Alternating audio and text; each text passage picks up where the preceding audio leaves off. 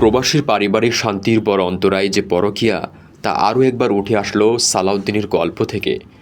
পরিবার নিয়ে প্রবাস জীবনে পাড়ি জমান ৮০-র দশকে, পরে নিজের মামাতো বোনকে বিয়ে করে নিয়ে যান ব্রিটেনে। সংসারে আসে ২ কন্যা সন্তান। সব কিছু ভালোই চলছিল, কিন্তু এরই মধ্যে সব শান্তি কেড়ে নিতে হাজির হয় পরকীয়া ব্যাধি। রেমিটেন্স যোদ্ধাদের ঢাকায় বিশেষ ছাড়ে রেডি ফ্ল্যাট দিচ্ছে শতভাগ বিশ্বস্ত ও নির্ভরযোগ্য প্রতিষ্ঠান প্রবাসীর সিটি। স্ত্রীর শিক্ষা জীবনের এক বন্ধুর সাথে পরকীয়া প্রেমে জড়িয়ে পড়ে। প্রতিবাদ করেও লাভ হয়নি। উল্টো নির্যাতনের অভিযোগে সালাউদ্দিনকে ব্রিটিশ পুলিশের হাতে তুলে দেওয়া হয়। গল্পের এখানেই শেষ নয়। আদালতের নির্দেশে ৪ বছর জেল খেটেছেন। এর মধ্যে একবারের জন্য সন্তানদের ছুঁয়ে পর্যন্ত দেখতে পারেননি। এখন জামিন পেয়ে বের হতে পারলেও সন্তানদের কাছে যেতে পারছেন না। মনের কষ্ট চেপে রাখা বড্ড কঠিন। যন্ত্রণায় দিনে দিনে অসুস্থ হয়ে পড়ছেন।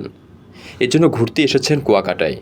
সেখানেই প্রবাস টাইপের প্রতিনিধি হাশেম চৌধুরীকে পেয়ে সালাউদ্দিন বোঝানোর চেষ্টা করেছেন পরকীয়ার বিষ যে কত ভয়াবহ। শেষমেশ জানিয়েছেন মনের দুঃখ ভুলতে নিজের দেশে এসেছেন, কারণ আপন বলতে আছে কেবল এই দেশ আর দেশের মাটিটুকুই। বাংলাদেশে আসিয়ে আমি আপনজন এহাদি করছিলাম, মার আত্মীয়, বাপর আত্মীয়, অনেকগুলো বলি টাকা পয়সা, আপনার টাকা যাই কিছু লাগবে এটা আনি দিবেন, কিন্তু টাকা পয়সা তার হাতে দিবেন না।